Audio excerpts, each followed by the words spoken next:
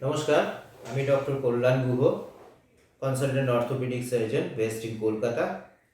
তো আজকে আমাদের ডিসকাশন হচ্ছে কিছু কমন কোশ্চেন্স নিয়ে অন টোটাল নি রিপ্লেসমেন্ট। টোটাল নি রিপ্লেসমেন্ট একটা খুব কমন অপারেশন হয়ে যাচ্ছে, খুব রিওয়ার্ডিং অপারেশন। পেশেন্ট ভালো হচ্ছে, হ্যাপি হচ্ছেন, আরও পেশেন্টকে অ্যাডভাইস করছেন, পেশেন্টরাই অ্যাডভাইস করছে। সো নাম্বার অফ রিপ্লেসমেন্ট বাড়ছে।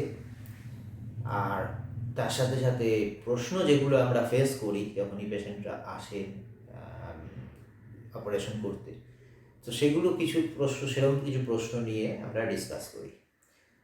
Is it very painful? না, এই টোটালি রিপ্লেসমেন্ট এখন আর অত ব্যথা হয় না, কারণ আমরা পোস্ট অপারেটিভ পিরিয়ডে নার্ভ ব্লক দিই। নার্ভ ব্লকটা কি ফেমোরাল নার্ভ ব্লক বা অ্যাডাক্টর ক্যানেল ব্লক দেওয়া হয়। তাতে কি হয়, নার্ভ দিয়ে যে পেইন সেন্সেশনটা আমাদের ব্রেনে যায় সেটা ব্লক করে দেওয়া হয়। তাতে অপারেশনের পরেই পেশেন্টরা পা তুলতে পারে, হাঁটু ভাঁজ করে বসতে পারে, হাঁটতে পারেন।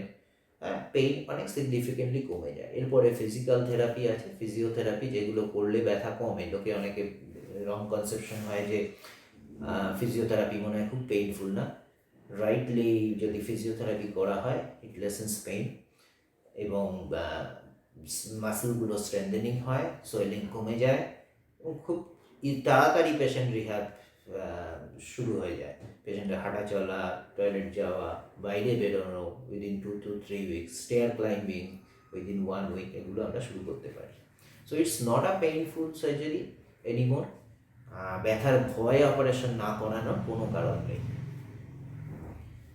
So which is the best implant?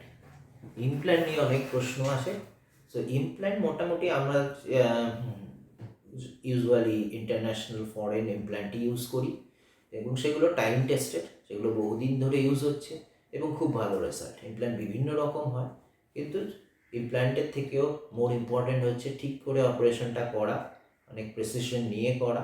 Surgical accuracy is important এবং পেশেন্টকে মোটিভেটেড থাকতে হবে। উনি যাতে ভালো করে এক্সারসাইজ করে, তাহলে খুব ভালো রেজাল্ট পাওয়া যায়। ইমপ্ল্যান্ট ইজ ইম্পর্টেন্ট, ওটা নিয়ে তো আমরা কোনো ডাউটেই যাই না যে আমরা সবসময় ভালো ইমপ্ল্যান্টটাই দিই। বিদেশি ওয়েল এস্টাবলিশ, যেগুলো ওয়েল ডকুমেন্টেড, বহুদিন ধরে আছে, জিমার, ডিপুই, স্মিথ নেফিউ, এই জাতীয় ইমপ্ল্যান্ট আমরা ইউজ করি। ফিজিওথেরাপির কোনো রোল আছে নাকি? ফিজিওথেরাপির ডেফিনেটলি রোল আছে। ফিজিওথেরাপি ইজ মাস্ট আফটার নি রিপ্লেসমেন্ট, এবং নি রিপ্লেসমেন্টের পরদিন থেকেই ফিজিওথেরাপি শুরু হয়ে যায়। কিছু বেসিক এক্সারসাইজ আমরা আগেই দেখিয়ে দিই, অপারেশনের আগেই সেগুলো চলতে থাকে। অপারেশনের পরেও, অপারেশনের পর থেকেই হাঁটা চলা শুরু করা হয়। প্রথমে একটা ওয়াকার নিয়ে হাঁটা হয়, তারপরে 2-3 weeks পরে ওয়াকারটা ছেড়ে দেওয়া হয়, তারপরে একটা ওয়াকিং স্টিক, তারপরে সেটাও উইথড্র করে নেওয়া হয়। স্টেয়ার ক্লাইম্বিং শুরু হয় 1 সপ্তাহ 10 দিনের মধ্যে। পেশেন্টকে মোটিভেটেড করতে হয়। ফিজিওথেরাপিস্টের আরেকটা কাজ হচ্ছে পেশেন্টকে মোটিভেট করা, তার কারণ এক্সারসাইজগুলো তো পেশেন্ট নিজেই করবে। সো ফিজিওথেরাপির role is important, as important as the surgery. Computer navigation, রোবোটিক্সের কোনো রোল আছে নাকি? এগুলো কি এসেনশিয়াল? না, এসেনশিয়াল নয়। কম্পিউটার নেভিগেশন, রোবোটিক্স এগুলো নতুন এসছে, it's something new. Knee replacement কিন্তু অনেক পুরোনো সার্জারি, এবং knee replacement without this technical assistance কিন্তু খুব ভালো পারফর্ম করে, খুব time tested. Computer navigation, robotics relatively new, অত টাইম টেস্টেড নয়। এই টেকনোলজিগুলো হয়তো আরও অ্যাডভান্স হবে। This are helpful but not absolutely essential.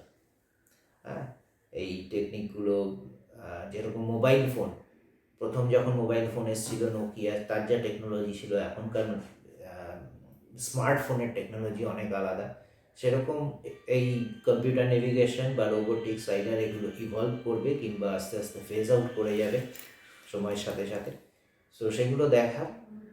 At this point of time এই জিনিসগুলো খুব কম জায়গাতে ইউজ হয়। This are costly, increases price, also increases time of surgery, duration of সার্জারিটা বাড়িয়ে দেয়।